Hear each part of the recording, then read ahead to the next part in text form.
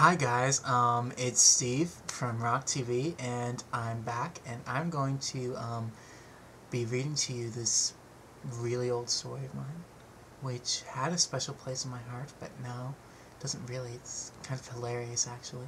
So I decided to read a portion of it for you. It will only be the first 3 chapters. If that doesn't go so well, I'm not going to read anymore. But here we go. It is called The House. It all started with a piano. Can you see that? It's backwards. My bad, people. There's 30 chapters. I shall be reading the first 3. So if we continue like this, it will take 10 times of a vlog like this, or a vlog, to actually complete it. So I'm going to shut up and just start reading. Chapter 1. The Dedicated Song. Pianoforte, Italian word meaning soft, loud. One boy would make the difference. That boy was stepping up to the piano now. It was a recital, a children's recital held way back in 1964. A girl in the audience named Rebecca was thinking about how her mom forced her to come to the recital. "Mom, do I have to go to that boring recital?" "Yes, honey, you'll be fine. No one will embarrass you there." "Mom, if anyone says my name, I'll be embarrassed. I'm shy around them." "Oh, well, sweetheart, we have to go now." Well, that girl in the audience was sitting quietly. She was shy. There was no other way of putting it. The boy stepped up to the podium. "I would like to dedicate this song, My Girl, to Rebecca because she's my girl." Rebecca froze in terror. This kid was the same age as her and in the same grade. She was 7. They were in the 1st grade. And he was talking about love. Ew! She started to hate the boy, and when he started playing, she hated him more. "The adults will never get over this one," she said to herself. "I'll be the laughingstock of the whole school. That boy will never amount to anything. That Edward." She sort of made it clear that day that she would always hate him. When he would pass in the hall, she would just ignore him.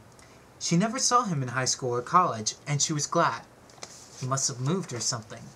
She is now 20. The year is 1977. She's just signed a contract for an office job. She's going to meet her boss tomorrow. So now you know the 411. Chapter 2. The First Meeting. She walked up to the building, stared, and walked inside. She was nervous. A new boss is a big deal.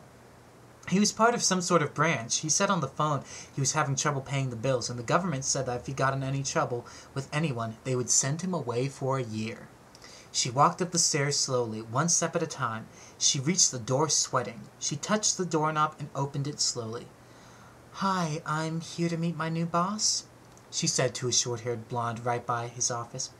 Right in there, miss." She pushed the doorknob to open the door, but it wouldn't budge. "Excuse me, do you have a key or something? He apparently locked the door," she said while struggling with the door. "Pull, miss." "Oh, sorry, I didn't know." "Oh, it's okay, miss. Nobody's perfect." She walked in the door. "Excuse me, I'm here to meet you. May we talk?" The man was behind his desk, reading a newspaper. "So, you signed the contract. Very good." He lowered the newspaper. Rebecca was in shock. The face of the man was the face of the boy at the recital. "Edward." "You!" they both shouted together. "Wait, you're my new boss? Oh, this is just too much for me. I quit." "Wait, you can't quit." "And why not, may I ask?"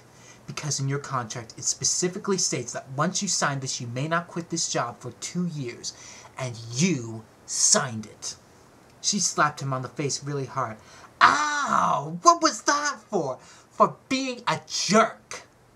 He slapped her back harder. "Ow! Oh, you!" They started to get into a fight. Glass was breaking everywhere. They were punching each other. "I've been waiting to do that for the past 13 years. Grunting and groaning, they fought on. But not for long. Someone in the office called 911. They were being taken down to the station. Chapter 3. The Police Station. The station was about 2 miles away. They had to walk there. The government had some trouble with him earlier. Something about speeding. Anyway, he was here after he had been warned. The chief police officer warned him they would send him away, and they did send him away. They were going to send him to an old Victorian house in Wisconsin. They were forcing Rebecca to go along. They would have to live in that house for a year. A whole year? Are you crazy? Rebecca said. Pack your things. You're leaving tomorrow, the judge said. They packed their things and got into the police car. It was a long drive from New Jersey to Wisconsin. Don't worry, miss. You'll be out in a year, the driver said. Edward thought about that old speeding problem of his. It actually wasn't his problem. They mistook him for his brother. You see, his brother was a fan of sports cars and drag races. So, when you drag race to the end of the beach going 120 miles an hour, well, he drowned. Edward was going down the highway one day 10 miles over the speed limit and was arrested. He got out with a warning not to get in any more trouble or they would send him away. They told no lie. Rebecca had a similar problem. She really wasn't supposed to be here either. You see, when she was on the phone with a job application, she was told to go to room 16 on level 4. It was actually supposed to be room 16 on level 14. Her real boss canceled the contract. Edward was supposed to meet a man for the job. Well, that man quit too. Well, I shouldn't be here, they both said at once. Then they both told their stories about how they shouldn't be there. They started to look at each other in a more positive way. I hope you enjoyed the recording of the first 3 chapters, and I will catch you guys later. We're out.